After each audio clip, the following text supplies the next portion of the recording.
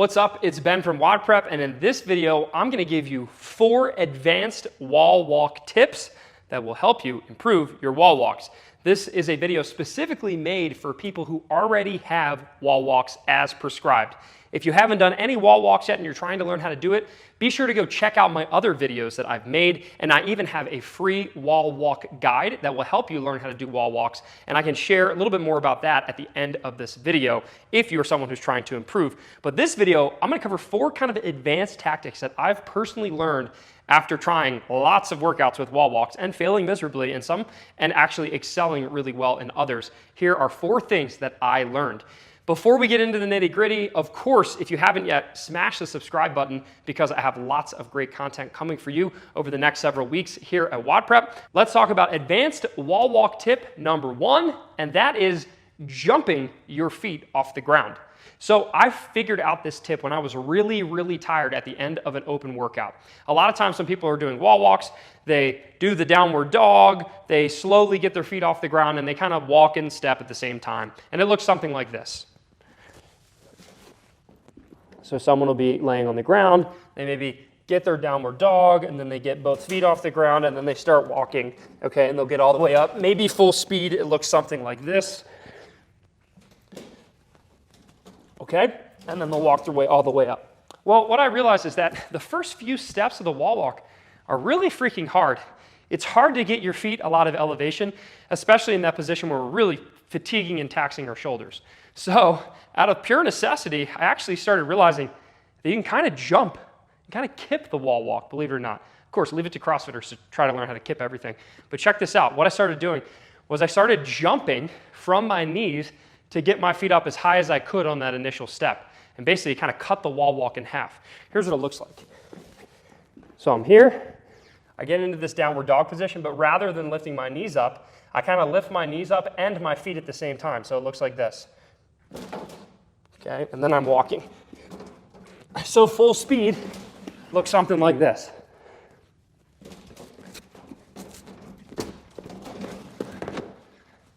As you'll notice, it's kind of a really quick way to start moving ourselves towards the wall a lot more quickly. And another thing I noticed is that if I was really fatigued, something about just bumping my knees or extending my hips and popping my feet off the ground made the initial first steps of the wall walk a lot easier, because as we all know, it's very easy to just lay on the ground and breathe, and we want to rest as much as possible. And then the first couple steps of the wall walk are absolutely exhausting. But here, what I've done is I've learned, rather than trying to do like a really big reach step for my first step, I just get both of them done right off the bat. So last demo right here, rather than doing this where I kind of do maybe one leg and then the other, which I think is very tiring and slow, I just will literally push myself up, boop, and now I'm almost halfway up the wall and can start walking. So that's been a huge one for me. Try it for yourself. Now, granted, if you have another movement that has a lot of hip extension or hip pop, it might already be fatigued, and that might not be the way to do it. But for me, especially with rounds of, let's say, only like 2 or 3 or 4 wall walks per round, this really helps you cycle through reps a lot faster. Advanced tip number 2, and this is something you've probably seen me mention in other videos, you must touch and go your hands at the wall line. So a common problem that people make is they'll walk themselves up to the wall, and then they'll kind of be like really slow, and they'll have both hands touch and actually pause when they're completely vertical and inverted. In my opinion, one of the hardest parts of the wall walk is when we're completely vertical, all the pressure's on our shoulders, and they'll actually sit and stay there. So here's what it looks like. So maybe they do the front part and they jump themselves up, but they'll get up here and they'll touch, and then they'll touch, and then they pause a little bit, and then they start walking their way back down to the bottom. That's a no-go because we're spending a lot of time inverted, and it's exhausting even just trying that one. So what I want you to think about next time is keeping pressure on the first hand that touches the line. When you have your balance on that hand, you take your opposite hand and just simply touch and go. It's similar to how I teach step-ups, where depending on how you step down, you can literally just barely tap that trailing foot and immediately go back into the next step. Well, it works really well for wall walks as well. So as I'm walking up, I want you to check this out. I don't know which hand I'll do first. I'll try to make it my right hand, but I'll get my right hand situated on the line, and then all I'm going to do is take my left hand, tap, and go. Here's what it looks like. All right, so let's say I'm here. Boom, okay? So again, watch it one more time. I'm inverted. I get my hand to touch. I tap and go, and I'm right back down. So you need to figure out where your natural balance is. I think for me, I actually normally do this with my left hand. I'll plant my left hand and then tap and go with my right. But regardless, whichever one you do, just make sure you're not spending time with both hands on the line because you're just wasting energy. So watch it one more time, full speed.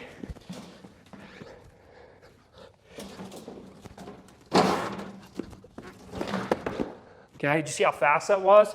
Basically, I got up, my right hand was the first one to touch the line, tap, right back down. So it's that tapping hand that you tap to finish the rep, you're then gonna make a big reach with that hand to start yourself getting back down to finish the rep.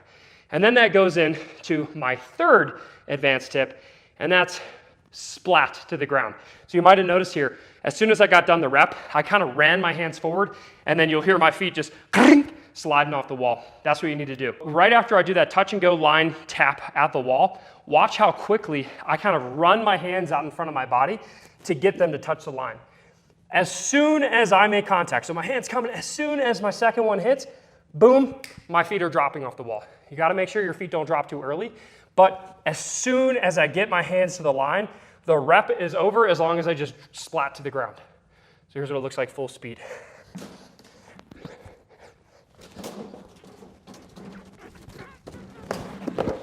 See, I was already on the way down. As I'm reaching to finish that wall walk, my feet are starting to slide down, and then by the time both hands make contact, I'm splatting to the ground. So if you can combine those three tips right there, making sure that you jump off the ground, making sure that you touch and go with your hands, which again, you kind of have to figure out what your normal cadence is. For some people, it's gonna be hold with the left, tap with the right. For some people, it's gonna be the exact opposite. So jump or kip the initial step up, touch and go with your hands, and then splat to the ground. I want you running your hands forward so that you can get out of that rep as quickly as possible. If you do those three things, your wall walks will significantly increase their speed, and the faster your wall walks are, with each single rep, you have less time under tension. And that brings me to my fourth and final tip, and this is one you might not have heard from very, very many people. Make your wall walks RX plus. Here's how you do it. So there's a standard for wall walks, and as of the most recent CrossFit Open, it was 55 inches or 60 inches, 55 inches for girls or 60 inches for guys. That's how far the inside of the line is away from the wall. And then the outside of this line is 10 inches from the wall, okay? The best way to make your wall walks RX plus is to move this line closer to the wall. If you practice harder than you play. So if you practice with, let's say, this line at 8 inches, or maybe even 6 inches away from the wall walks are going to get so much harder. I would liken it to if you only practice your wall balls with a 30-pound wall ball, and then you get to use a 20 in competition, it'll feel like a dream. It'll feel like a breeze. Same thing goes for wall walks. Make your wall walks a little bit harder. I recommend changing where your target line is next to the wall, move it closer to the wall, or potentially you can move the finish line and the starting line a little bit farther from the wall, or maybe you could do a little bit of both. Bump this out a couple inches, bump this in a couple inches, and then you'll be doing wall walks RX plus, and that's gonna make your life a heck of a lot harder, but it's gonna make it easier come competition day. Another thing you could do hypothetically is wear a vest. That seems way too difficult, but you could try it. I personally have messed around with moving the lines, and wow, it makes the actual RX wall walks so much easier. So I hope that you like this video. If you want a completely free training guide on how to learn wall walks and improve on them, I have a totally free guide on wall walks I'd love to send you. Just go to WODprep.com/wallwalks, or click the link in the top comment below. I have a comment pinned there with all the resources for this video, or in the description. Again, all the resources for this video are in the description. If you liked the video, give it a thumbs up. If you didn't, give it a thumbs down. Either way, leave a comment below and let me know one thing that you learned. What's one takeaway? Maybe two, but at least one takeaway from this video. Leave it in the comment below, and maybe I can make a new video to expound even more on that thing. So I'll see you next week when we have more content on the way. Peace. Coach, am I doing this right? I mean, the other day I was on the internet just meandering, and I saw there was this one video where this real nice lady was doing like something like this. Is this a what? Is this the right technique? Is this? Yeah, is that it? I was into it. I don't know why. I love it. I love wall walks.